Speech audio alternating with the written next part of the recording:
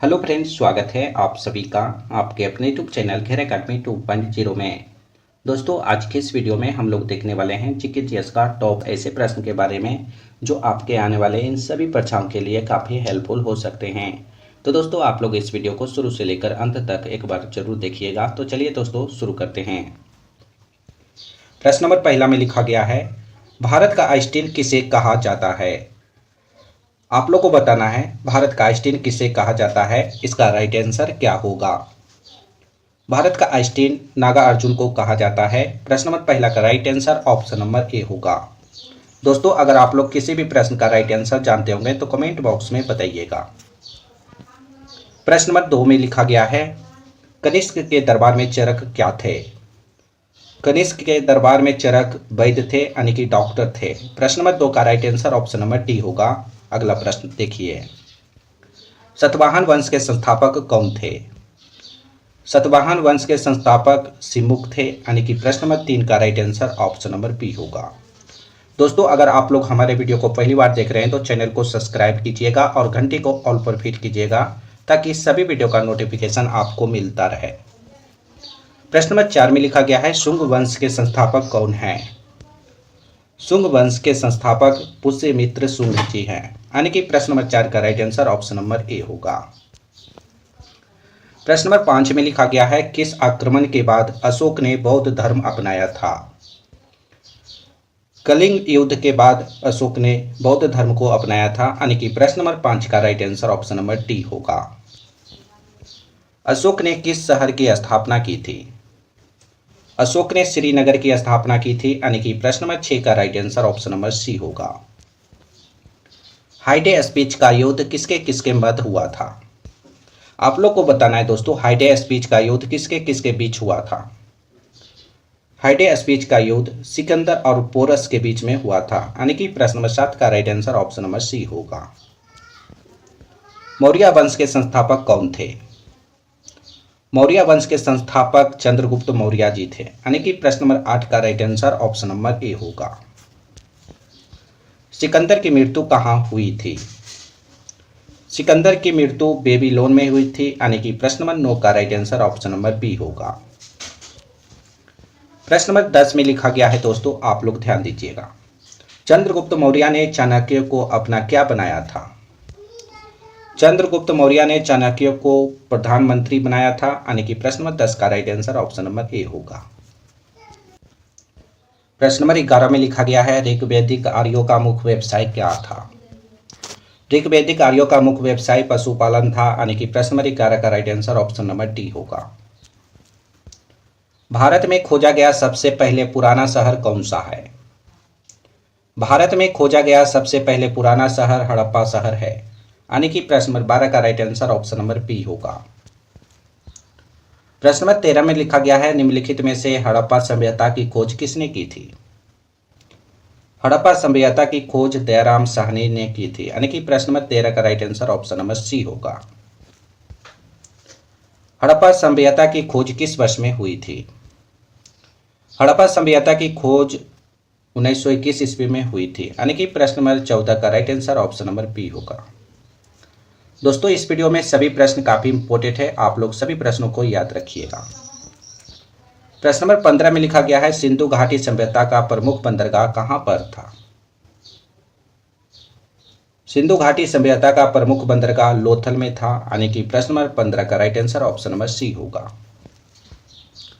HW है दोस्तों, इसका सही उत्तर आप लोग कमेंट बॉक्स में जरूर बताइएगा। पौधे के किस भाग से हल्दी प्राप्त होती है। पौधे के किस भाग से हल्दी प्राप्त होती है, इसका सही उत्तर आप लोग कमेंट बॉक्स में बताइएगा। निम्नलिखित में से गुप्त वंश के संस्थापक कौन हैं। गुप्त वंश के संस्थापक श्री गुप्त जी हैं, यानी कि प्रश्न नंबर 16 का right answer option number C होगा।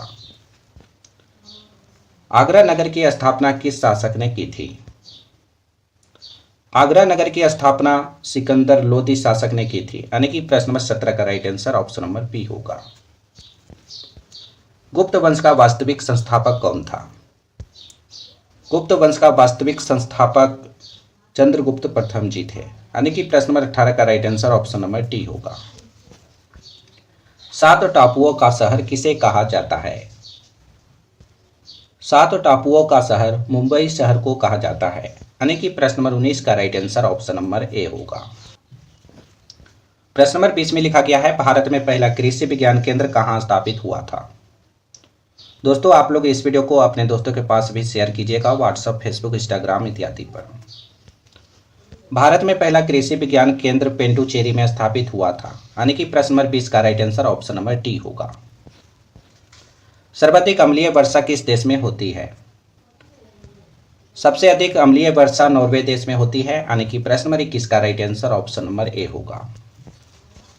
अमीर खुसरो किसके प्रसिद्ध दरबारी कवि थे। अमीर खुसरो अलाउद्दीन खिलजी के प्रसिद्ध दरबारी कवि थे, यानी कि प्रश्न नंबर 22 का right answer option number D होगा। लूनी नदी पर स्थित जोवाई बांध किस राज्य में स्थित है। लूनी नदी पर स्थित जोवाई बांध राजस्थान राज्य में स्थित है, यानी कि प्रश्न नंबर 23 का right answer option number B होगा। प्रश्न नंबर 24 में लिखा गया है, करगम किस प्रसिद्ध का लोक नृत्य है। करगम तमिलनाडु राज्य का प्रसिद्ध लोक नृत्य है, यानी कि प्रश्न नंबर 24 का right answer option number D होगा। प्रश्न नंबर 25 में लिखा गया है, भारतीय जागृति का जनक किसे कहा जाता है। भारतीय जागृति का जनक राजा राम मोहन राय को कहा जाता है, यानी कि प्रश्न नंबर 25 का right answer option number D होगा। जम्मू कश्मीर में उरी बांध किस नदी पर स्थित है। जम्मू कश्मीर में उरी बांध झेलम नदी पर स्थित है, प्रश्न नंबर 26 का right answer option number D होगा। सुंदरबन राष्ट्रीय उद्यान किस राज्य में स्थित है। सुंदरबन राष्ट्रीय उद्यान पश्चिम बंगाल राज्य में स्थित है, यानी कि प्रश्न नंबर 27 का right answer option number B होगा। प्रश्न नंबर 28 में लिखा गया है, निम्नलिखित में से किस शहर से होकर नेत्रावती नदी बहती है। बेंगलुरु शहर से होकर नेत्रावती नदी बहती है, यानी कि प्रश्न नंबर 28 का right answer option number D होगा। दोस्तों आप लोग इस वीडियो में एक लाइक कर दीजिएगा। अगला प्रश्न देखिए। प्रश्न नंबर 29 में लिखा गया है, निम्नलिखित में से कौन सा स्थान जैन धर्म से संबंधित है। रतनगिरी स्थान जैन धर्म से संबंधित है, यानी कि प्रश्न नंबर 29 का right answer option number C होगा। आधुनिक युग की मीरा के नाम से किसे जाना जाता है। आधुनिक युग की मीरा के नाम से महादेवी वर्मा जी को जाना जाता है, यानी कि प्रश्न नंबर 30 का right answer option number D होगा। HW है दोस्तों, इसका सही उत्तर आप लोग कमेंट बॉक्स में बताइएगा। ताजमहल किस नदी के किनारे स्थित है। ताजमहल किस नदी के किनारे स्थित है, इसका सही उत्तर आप लोग कमेंट बॉक्स में बताइएगा। निम्नलिखित में से कौन सी विद्युत धारा की इकाई है। एम्पियर विद्युत धारा की इकाई है, यानी कि प्रश्न नंबर 31 का right answer option number C होगा। हीटर के तार किस चीज के बने होते हैं। हीटर के तार नाइक्रोम के बने होते हैं, प्रश्न नंबर 32 का right answer option number D होगा। नंदा देवी पर्वत चोटी किस राज्य में स्थित है। सभी प्रश्न काफी इंपॉर्टेंट है दोस्तों, आप लोग सभी प्रश्नों को याद रखने की कोशिश कीजिएगा। नंदा देवी पर्वत चोटी दोस्तों आप लोग याद रखिएगा, उत्तराखंड राज्य में स्थित है। प्रश्न नंबर 33 का right answer option number A होगा। नींबू और संतरे में कौन सा विटामिन पाया जाता है। नींबू और संतरे में विटामिन सी पाया जाता है, यानी कि प्रश्न नंबर 34 का right answer option number B होगा। अरब सागर की रानी किसे कहा जाता है। अरब सागर की रानी कोचीन को कहा जाता है, प्रश्न नंबर 35 का right answer option number A होगा। प्रश्न नंबर 36 में लिखा गया है, पंजाब के अमृतसर के जलियांवाला बाग हत्याकांड कब हुआ था। पंजाब के अमृतसर के जलियांवाला बाग हत्याकांड 13 अप्रैल 1919 ईस्वी को हुआ था, यानी कि प्रश्न नंबर 36 का right answer option number B होगा। कौन सा राज्य भारत के सबसे पूर्वी भाग पर स्थित है। अरुणाचल प्रदेश भारत के सबसे पूर्वी भाग पर स्थित है, यानी कि प्रश्न नंबर 37 का right answer option number A होगा। नागालैंड की मुख्य भाषा कौन सी है। नागालैंड की मुख्य भाषा अंग्रेजी भाषा है, यानी कि प्रश्न नंबर 38 का right answer option number C होगा। प्रश्न नंबर 39 में लिखा गया है, विश्व का सबसे बड़ा द्वीप कौन सा है। विश्व का सबसे बड़ा द्वीप ग्रीनलैंड द्वीप है, यानी कि प्रश्न नंबर 39 का right answer option number A होगा। फिरोज शाह कोटला क्रिकेट स्टेडियम कहां पर स्थित है? फिरोज शाह कोटला क्रिकेट स्टेडियम दोस्तों नई दिल्ली में स्थित है, यानी कि प्रश्न 40 का right answer option number D होगा। अमीबा में कुल कितने सेल यानी कि कोशिका होते हैं? अमीबा में कुल एक कोशिका या एक सेल होते हैं, यानी कि प्रश्न नंबर 41 का right answer option number A होगा। अगला प्रश्न देखिए, हीराकुंड जल विद्युत परियोजना किस नदी पर स्थित है? हीराकुंड जल विद्युत परियोजना महानदी पर स्थित है, यानी कि प्रश्न नंबर 42 का right answer option number C होगा। बिहार बंगाल से अलग कब हुआ था? बिहार बंगाल से 1912 ईस्वी में अलग हुआ था, आप लोग याद रखिएगा। प्रश्न नंबर 43 का right answer option number B होगा। मसालों का बगीचा किस राज्य को कहा जाता है? मसालों का बगीचा केरल राज्य को कहा जाता है। प्रश्न नंबर 44 का right answer option number A होगा। गुरुत्वाकर्षण की खोज किसने की थी? गुरुत्वाकर्षण की खोज न्यूटन ने की थी, यानी कि प्रश्न नंबर 45 का right answer option number A होगा। अगला प्रश्न देखिए, प्रश्न नंबर 46 में लिखा गया है वायुमंडलीय दाब मापने का पैमाना क्या कहलाता है? वायुमंडलीय दाब मापने का पैमाना बैरोमीटर कहलाता है, यानी कि प्रश्न नंबर 46 का right answer option number C होगा। भारत के पहले राष्ट्रपति का नाम क्या था? भारत के पहला राष्ट्रपति का नाम डॉक्टर राजेंद्र प्रसाद जी थे, यानी कि प्रश्न नंबर 47 का right answer option number B होगा। प्रश्न नंबर 48 में लिखा गया है भारतीय वनस्पति सर्वेक्षण का मुख्यालय कहां पर स्थित है? भारतीय वनस्पति सर्वेक्षण का मुख्यालय लखनऊ में स्थित है, यानी कि प्रश्न नंबर 48 का right answer option number B होगा। प्रश्न नंबर 49 में लिखा गया है भारत में सर्वाधिक कॉफी उत्पादक राज्य कौन सा है? भारत में सबसे ज्यादा कॉफी उत्पादन किस राज्य में होता है? तो आप लोग याद रखिएगा कर्नाटक राज्य में, यानी कि भारत में सर्वाधिक कॉफी उत्पादक राज्य कर्नाटक राज्य है। प्रश्न नंबर 49 का right answer option number B होगा। प्रश्न नंबर 50 में लिखा गया है सर्वाधिक अम्लीय वर्षा किस देश में होती है? सबसे ज्यादा अम्लीय वर्षा किस देश में होती है? सबसे अधिक अम्लीय वर्षा नॉर्वे देश में होती है, यानी कि प्रश्न नंबर 50 का right answer option number C होगा। किस देश में सबसे ज्यादा पुलिस फोर्स है? चीन देश में सबसे ज्यादा पुलिस फोर्स है, जिसे एमपीएस के नाम से भी जाना जाता है, यानी कि प्रश्न नंबर 51 का right answer option number A होगा। प्रश्न नंबर पहला में लिखा गया है वेल्थ ऑफ नेशंस पुस्तक के लेखक कौन है? वेल्थ ऑफ नेशंस पुस्तक के लेखक एडम स्मिथ जी हैं, यानी कि प्रश्न नंबर पहला का right answer option number A होगा। प्रश्न नंबर 2 में लिखा गया है प्लानिंग एंड द पुअर पुस्तक के लेखक कौन है? प्लानिंग एंड द पुअर पुस्तक के लेखक बीएस मिहांस जी हैं, यानी कि प्रश्न नंबर 2 का right answer option number B होगा। प्रश्न नंबर 3 में लिखा गया है एशियन ड्रामा किसकी पुस्तक है? काफी इंपॉर्टेंट प्रश्न है दोस्तों, आप लोग ध्यान दीजिएगा। एशियन ड्रामा गुनार मिडरल की लिखी हुई पुस्तक है, यानी कि प्रश्न नंबर 3 का right answer option number C होगा। योजना पत्रिका का प्रकाशन कहां से होता है? योजना पत्रिका का प्रकाशन कहां से होता है? योजना पत्रिका का प्रकाशन सूचना एवं प्रसार मंत्रालय द्वारा होता है, यानी कि प्रश्न नंबर 4 का right answer option number B होगा। प्रश्न नंबर 5 में लिखा गया है अर्थशास्त्र का नोबेल पुरस्कार किसने स्थापित किया था?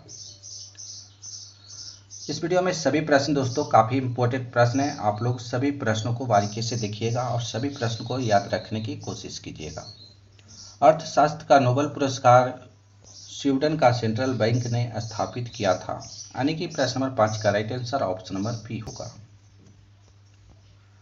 प्रश्न नंबर 6 में लिखा गया है भारत में न्यूनतम मजदूरी अधिनियम कब लागू किया गया था?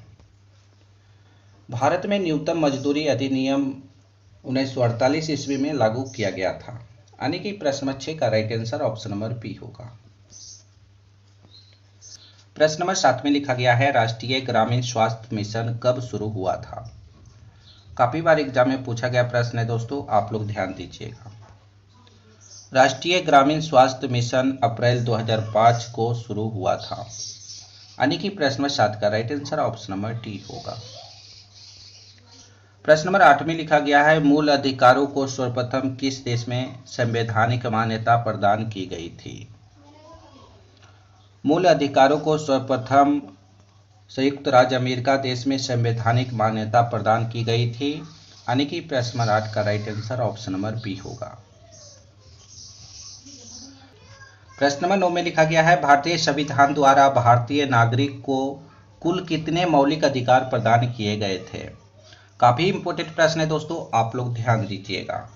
भारतीय संविधान द्वारा भारतीय नागरिक को कुल 7 मौलिक अधिकार प्रदान किए गए थे। यानी कि प्रश्न नंबर 9 का right answer option number B होगा। प्रश्न नंबर 10 में लिखा गया है, किस भाषा को सशस्त्रीय भाषा का दर्जा दिया गया है? उड़िया भाषा को सशस्त्रीय भाषा का दर्जा दिया गया है। यानी कि प्रश्न नंबर 10 का right answer option number A होगा।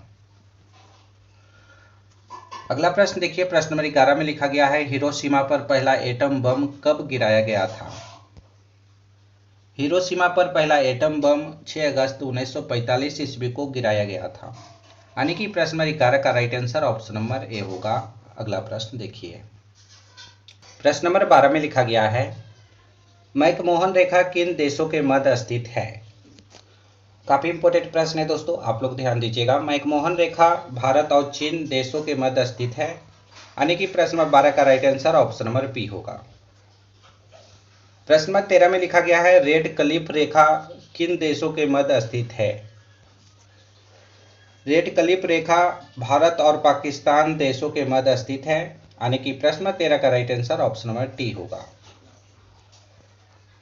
प्रश्न नंबर 14 में लिखा गया है, अंतर्राष्ट्रीय महिला दिवस कब मनाया जाता है? काफी बार एग्जाम में पूछा गया प्रश्न है, आप लोग ध्यान दीजिएगा। अंतर्राष्ट्रीय महिला दिवस 8 मार्च को मनाया जाता है। यानी कि प्रश्न नंबर 14 का right answer option number B होगा। दोस्तों वीडियो पसंद आए तो एक लाइक जरूर कीजिएगा। अगला प्रश्न देखिए, भारत का प्रथम दूरदर्शन केंद्र कौन है? भारत का प्रथम दूरदर्शन केंद्र कहां पर है? तो आप लोग याद रखिएगा, नई दिल्ली में। यानी कि प्रश्न नंबर 15 का right answer option number C होगा। प्रश्न नंबर 16 में लिखा गया है, भारत की पहली टेक्निकलर फिल्म कौन है? भारत की पहली टेक्निकलर फिल्म झांसी की रानी है। यानी कि प्रश्न नंबर 16 का right answer option number C होगा। प्रश्न नंबर 17 में लिखा गया है, भारत की प्रथम 3D फिल्म कौन है? भारत की प्रथम 3D फिल्म माई डियर कुट्टी चाथन है। यानी कि प्रश्न नंबर 17 का right answer option number A होगा। इन सभी को आप लोग याद रखिएगा। भारत का प्रथम समाचार पत्र कौन है? भारत का प्रथम समाचार पत्र कौन सा है? तो बंगाल गजट। यानी कि भारत का प्रथम समाचार पत्र बंगाल गजट है। प्रश्न नंबर 18 का right answer option number D होगा। भारत का प्रथम परमाणु रिएक्टर कौन है? भारत का प्रथम परमाणु रिएक्टर कौन सा है? तो अप्सरा। भारत का प्रथम परमाणु रिएक्टर अप्सरा है। प्रश्न नंबर 19 का right answer option number A होगा। भारत की प्रथम पनडुब्बी कौन है? आप लोग को बताना है भारत की प्रथम पनडुब्बी का नाम क्या था। भारत की प्रथम पनडुब्बी का नाम INS कलवरी है। यानी कि प्रश्न नंबर 20 का right answer option number A होगा। प्रश्न नंबर 21 में लिखा गया है दोस्तों, आप लोग ध्यान दीजिएगा, भारत का प्रथम विमान वाहक पोत कौन है? ये सभी प्रश्न काफी इंपॉर्टेंट है, सभी को आप लोग याद रखिएगा। भारत का प्रथम विमान वाहक पोत INS विक्रांत है। यानी कि प्रश्न नंबर 21 का right answer option number C होगा। प्रश्न नंबर 22 में लिखा गया है, भारत का प्रथम मध्यम दूरी वाला मिसाइल कौन है? भारत का प्रथम मध्यम दूरी वाला मिसाइल अग्नि मिसाइल है। यानी कि प्रश्न नंबर 22 का right answer option number C होगा। प्रश्न नंबर 23 में लिखा गया है, भारत का प्रथम प्रक्षेप अस्त्र कौन है? काफी इंपॉर्टेंट प्रश्न है दोस्तों, आप लोग याद रखिएगा। भारत का प्रथम प्रक्षेप अस्त्र का नाम पृथ्वी है। यानी कि प्रश्न नंबर 23 का right answer option number D होगा। प्रश्न नंबर 24 में लिखा गया है भारत का प्रथम आणविक केंद्र कौन है। भारत का पहला आणविक केंद्र तारापुर है, यानी कि प्रश्न नंबर 24 का right answer option number A होगा। प्रश्न नंबर 25 में लिखा गया है भारत का प्रथम खुला विश्वविद्यालय कौन है। काफी इंपोर्टेंट प्रश्न है दोस्तों, आप लोग ध्यान दीजिएगा। भारत का प्रथम खुला विश्वविद्यालय आंध्र प्रदेश ओपन यूनिवर्सिटी है, यानी कि प्रश्न नंबर 25 का right answer option number B होगा। दोस्तों इस वीडियो को अपने दोस्तों के पास शेयर जरूर कीजिएगा, व्हाट्सएप, फेसबुक, इंस्टाग्राम इत्यादि पर। प्रश्न नंबर 26 में लिखा गया है प्रथम एशियाई खेल का आयोजन कहाँ हुआ था। पहला एशियाई खेल का आयोजन दिल्ली में हुआ था, यानी कि प्रश्न नंबर 26 का right answer option number B होगा। भारत का प्रथम विश्वविद्यालय कौन है। भारत का प्रथम विश्वविद्यालय कौन है। भारत का प्रथम विश्वविद्यालय नालंदा विश्वविद्यालय है, यानी कि प्रश्न नंबर 27 का right answer option number D होगा। राष्ट्रीय पर्यावरण शोध संस्था कहाँ स्थित है। राष्ट्रीय पर्यावरण शोध संस्था कहाँ स्थित है। राष्ट्रीय पर्यावरण शोध संस्था नागपुर में स्थित है, यानी कि प्रश्न नंबर 28 का right answer option number B होगा। आप लोग इन सभी प्रश्नों को याद रखिएगा। प्रश्न नंबर 29 में लिखा गया है संविधान के किस अनुच्छेद में उच्चतम न्यायालय की स्थापना और गठन के बारे में बताया गया है। काफी इंपॉर्टेंट प्रश्न है, आप लोग ध्यान दीजिएगा। संविधान के अनुच्छेद 124 में उच्चतम न्यायालय की स्थापना और गठन के बारे में बताया गया है, यानी कि प्रश्न नंबर 29 का right answer option number C होगा। प्रश्न नंबर 23 में लिखा गया है संविधान के किस अनुच्छेद में राज्य का महाधिवक्ता के बारे में बताया गया है। संविधान के अनुच्छेद 165 में राज्य का महाधिवक्ता के बारे में बताया गया है, यानी कि प्रश्न नंबर 30 का right answer option number A होगा। प्रश्न नंबर 31 में लिखा गया है, आप लोग ध्यान दीजिएगा, संविधान के किस अनुच्छेद में भारत का राष्ट्रपति जी के बारे में बताया गया है। संविधान के अनुच्छेद 52 में भारत का राष्ट्रपति जी के बारे में बताया गया है, यानी कि प्रश्न नंबर 31 का right answer option number C होगा। प्रश्न नंबर 32 में लिखा गया है संविधान के किस अनुच्छेद में राष्ट्रपति द्वारा क्षमादान की शक्ति के बारे में बताया गया है। ये सभी प्रश्न काफी इंपॉर्टेंट है दोस्तों, आपके एग्जाम में पूछे जा सकते हैं, इसलिए आप लोग सभी प्रश्नों को याद रखने की कोशिश कीजिएगा। संविधान के अनुच्छेद 72 में राष्ट्रपति द्वारा क्षमादान की शक्ति के बारे में बताया गया है, यानी कि प्रश्न नंबर 32 का right answer option number A होगा। प्रश्न नंबर 33 में लिखा गया है जय हिंद का नारा किसने दिया था। जय हिंद का नारा किसने दिया था। जय हिंद का नारा सुभाष चंद्र बोस जी ने दिया था, यानी कि प्रश्न नंबर 33 का right answer option number B होगा। प्रश्न नंबर 34 में लिखा गया है मारो फिरंगी को ये शब्द किसने कहे थे। मारो फिरंगी को ये शब्द मंगल पांडे जी ने कहे थे, यानी कि प्रश्न नंबर 34 का right answer option number C होगा। प्रश्न नंबर 35 में लिखा गया है सरफरोशी की तमन्ना अब हमारे दिल में है, ये नारा किसने दिया। काफी इंपॉर्टेंट प्रश्न है दोस्तों, आप लोग ध्यान दीजिएगा। सरफरोशी की तमन्ना अब हमारे दिल में है, ये नारा राम प्रसाद बिस्मिल जी ने दिए थे, यानी कि प्रश्न नंबर 35 का right answer option number D होगा। प्रश्न नंबर 36 में लिखा गया है महात्मा गांधी जी के राजनीतिक गुरु कौन थे। महात्मा गांधी जी के राजनीतिक गुरु गोपाल कृष्ण गोखले जी थे, यानी कि प्रश्न नंबर 36 का right answer option number C होगा। दोस्तों इस वीडियो में अभी तक एक लाइक नहीं किए हैं, वो एक लाइक जरूर कीजिएगा।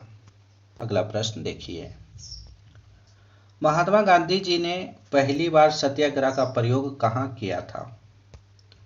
महात्मा गांधी जी ने पहली बार सत्याग्रह का प्रयोग दक्षिण अफ्रीका में किए थे, यानी कि प्रश्न नंबर 37 का right answer option number D होगा। प्रश्न नंबर 38 में लिखा गया है भारत में गांधी जी ने पहला सत्याग्रह का प्रयोग कहाँ किए थे।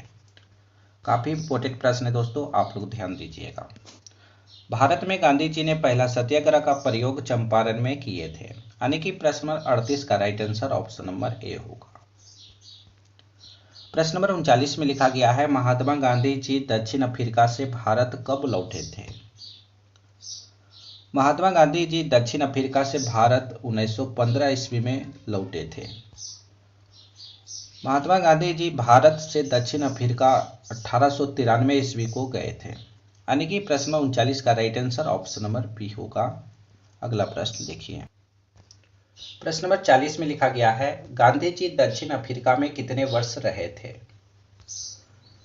गांधी जी दक्षिण अफ्रीका में किस वर्ष रहे थे? यानी कि प्रश्न नंबर 40 का right answer option number C होगा। गांधी जी को महात्मा कहकर प्रथम बार किसने पुकारा था? गांधी जी को महात्मा कहकर प्रथम बार किसने पुकारा था? गांधी जी को महात्मा कहकर प्रथम बार रविंद्रनाथ टैगोर जी ने पुकारा था। यानी कि प्रश्न नंबर 41 का right answer option number B होगा। महात्मा गांधी ने पहली बार भूख हड़ताल किसमें किया था? महात्मा गांधी जी ने पहली बार भूख हड़ताल किसमें किए थे? तो महात्मा गांधी जी ने पहली बार भूख हड़ताल अहमदाबाद आंदोलन में किए थे। यानी कि प्रश्न नंबर 42 का right answer option number C होगा। प्रश्न नंबर 43 में लिखा गया है, चंद्रमा का पर्यायवाची शब्द क्या है? हिंदी व्याकरण का प्रश्न है दोस्तों, आप लोग ध्यान दीजिएगा। चंद्रमा का पर्यायवाची शब्द शशि होगा। यानी कि प्रश्न नंबर 43 का right answer option number D होगा। अगला प्रश्न देखिए। पृथ्वी का पर्यायवाची शब्द क्या होगा? पृथ्वी का पर्यायवाची शब्द रत्नगर्भा होगा। यानी कि प्रश्न नंबर 44 का right answer option number A होगा। प्रश्न नंबर 45 में लिखा गया है, अनुराग का विलोम शब्द क्या होगा? अनुराग शब्द का विलोम शब्द विराग होगा। यानी कि प्रश्न नंबर 45 का right answer option number C होगा। दक्षिण का विलोम शब्द क्या है? दक्षिण का विलोम शब्द क्या है? तो आप लोग याद रखिएगा, दक्षिण का विलोम शब्द वाम होगा।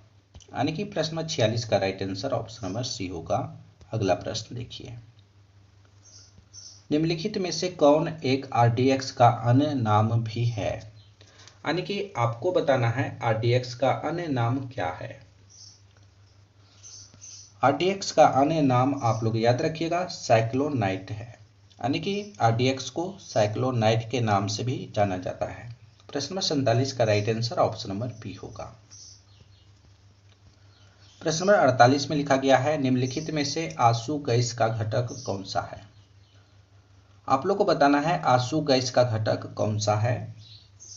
तो आंसू गैस का घटक दोस्तों क्लोरोपिक्रिन है। यानी कि प्रश्न नंबर 48 का right answer option number A होगा। प्रश्न नंबर 49 में लिखा गया है, नायलॉन बनाई जाती है किससे? नायलॉन बनाई जाती है पॉलीएमाइड से। आप लोग याद रखिएगा, प्रश्न 49 का right answer option number C होगा। इस वीडियो का अंतिम प्रश्न है दोस्तों, आप लोग ध्यान दीजिएगा। निम्नलिखित में से कौन एक जिप्सम का रासायनिक सूत्र है? जिप्सम का रासायनिक सूत्र होता है, आप लोग याद रखिएगा, CaSO4 2H20। यानी कि प्रश्न नंबर 50 का right answer option number B होगा।